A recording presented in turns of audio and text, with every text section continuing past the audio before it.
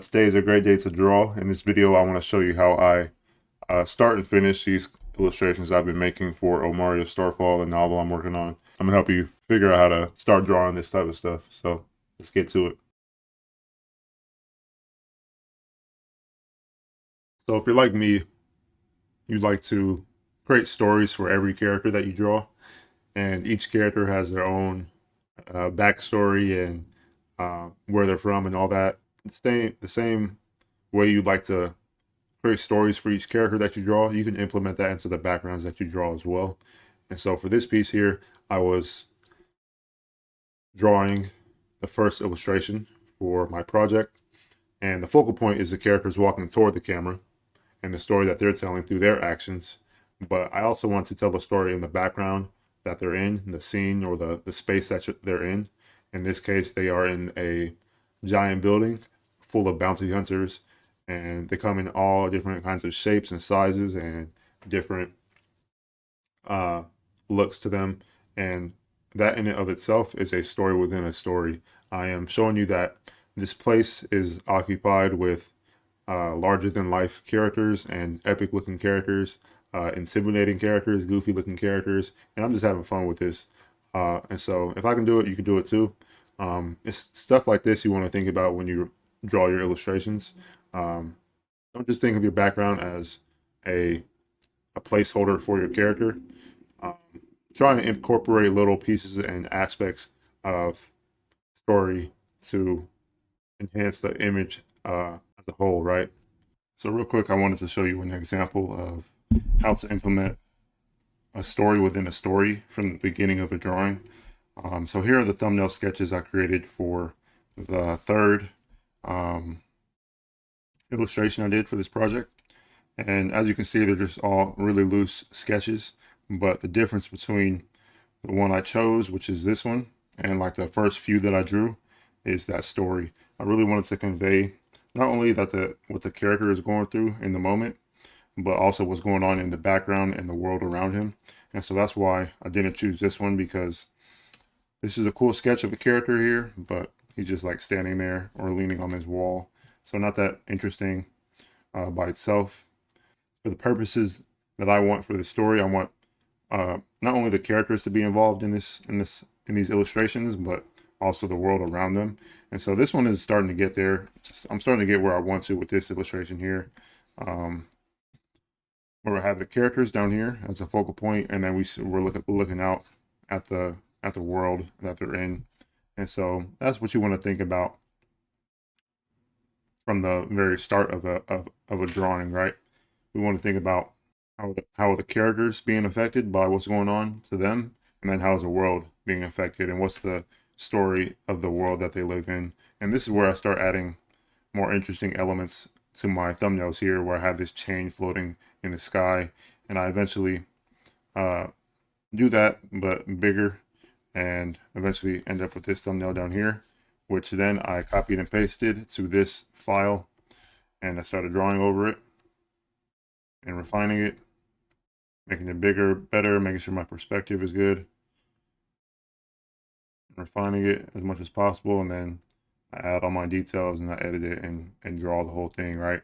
But that's what I mean by story within a story, and I want to have gotten to that point in this illustration where I decided to draw these chains off of these floating islands in the sky if I would have just went with my first thumbnail. And so a big part about telling a story within your illustration is coming up with a lot of different ideas that you can experiment with. Because if I just would have went with this, my first thumbnail sketch here, then it would have probably been a good drawing with my character and a building in the background, but um, that didn't tell the kind of the story as a whole that I wanted. So that's something to keep in mind, and something I definitely wanted to show you, because thumbnail drawing is very important when you want to tell a story. And so don't forget to draw thumbnails. Don't forget to insert some kind of a story, not only with your characters that you draw, but within the background that they're in as well. So the next thing I want you to keep in mind is ensuring that you have a solid foundation of fundamentals, because when you want to create illustrations like this and draw epic scenes and backgrounds and multiple characters in them, you want to make sure that your perspective is right. And for this piece in particular, this was a challenging um, drawing to create because I had this vision of a 3-point perspective illustration and trying to figure out how this would work where I draw a animal inside of that, and that was really hard. Uh, but as long as you have your basic foundation, fundamental skills that you can apply to every single drawing that you do, each drawing will get easier and easier and easier to complete and to create because you have that knowledge base and you're able to basically draw anything that you want within perspective because you know how it works, you know how it functions, and you know how to draw within that space to make it feel 3D. Um, and that can be hard, right? Because we're drawing on a 2D surface. It can be hard to create the feeling of a three-dimensional space on a 2D plane, and that's what we're doing as artists. We're creating that sense of space on the page, and so just remember to keep practicing your perspective, keep practicing your fundamentals, um, and keep learning how to apply it by doing and applying your studies to stuff like this. The last thing I would encourage you to do is to challenge yourself when you draw and get out your comfort zone because that's the only thing that's going to help you get better at drawing. I really want to get better at rendering and using color. And so that's what I'm practicing with these images. These are all the finished pieces I've completed so far. I have 3 out of 10 I want for this project. And so this was my most recent one I completed where I drew this outside landscape view on top of this castle structure. Here's another illustration I created for this project. I'm not including it in the book, but this was like a practice run for the kind of rendering style I wanted to do. And again, I really wanted to challenge myself. I really struggled with this because of my planning of this image, but I think it turned out well. So these illustrations that I'm drawing are correlated to the writing that I'm doing for the novel. And so I already have a story for each of these images, but you can still incorporate certain things in your own drawings as well. For this piece, there's going to be some type of explosion down here, maybe some fire or something, because of a certain thing that happens in the story. And so that's the story within the story. Main focal point is the city, right? The view of the city, what's going on. But another example of a story within a story is like maybe there's people down here running around. And so I already know that this is going to be my most challenging piece I've attempted yet, but that's how I want it to be. I want to get better with each drawing that I do.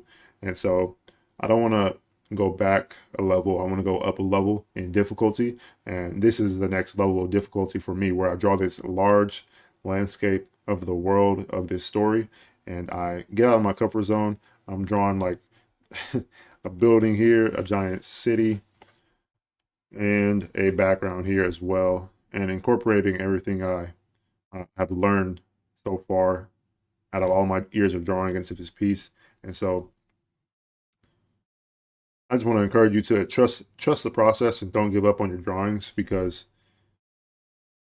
even if you think it's bad, and even if it is bad at first, it's better just to draw and get the ideas out and keep drawing rather than being stuck on one idea forever. And so, in my case, in my drawings, I want to make sure I'm getting out of my comfort zone and just getting better with each piece I do. And so, make sure that the next thing that you draw, you are getting yourself out of your comfort zone and just attempting something that you've never done before, because this one is going to be a lot. I can already tell, but it's gonna be fun though.